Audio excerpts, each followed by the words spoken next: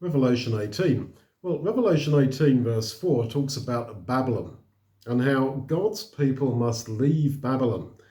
I heard another voice from heaven, John says, saying, "Come out of her, my people, lest you take part in her sins and partake of her plagues."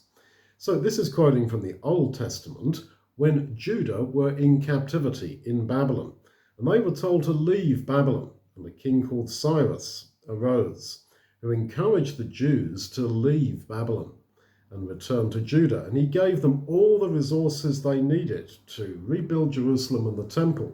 He urged them to leave Babylon and to re-establish God's kingdom in the land of Judah. But most of them refused.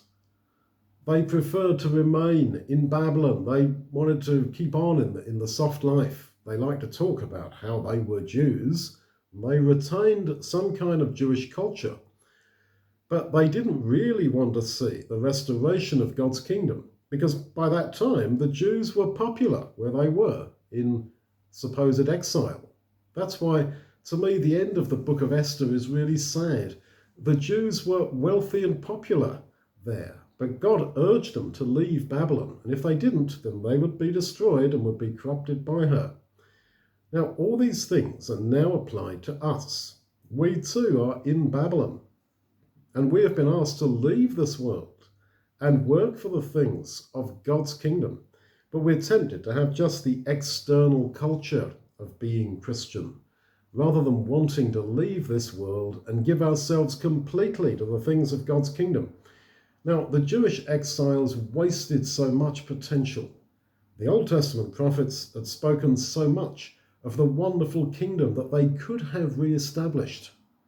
But most of them preferred the soft life in Babylon and to just have an external culture of being God's people. The few who did return were mainly only interested in their own personal benefit. And today, likewise, God is urging people to leave Babylon.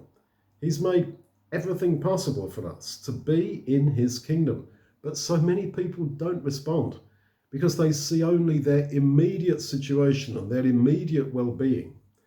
What it is to be a Christian is to see that there is another reality, the reality of the things of God's kingdom.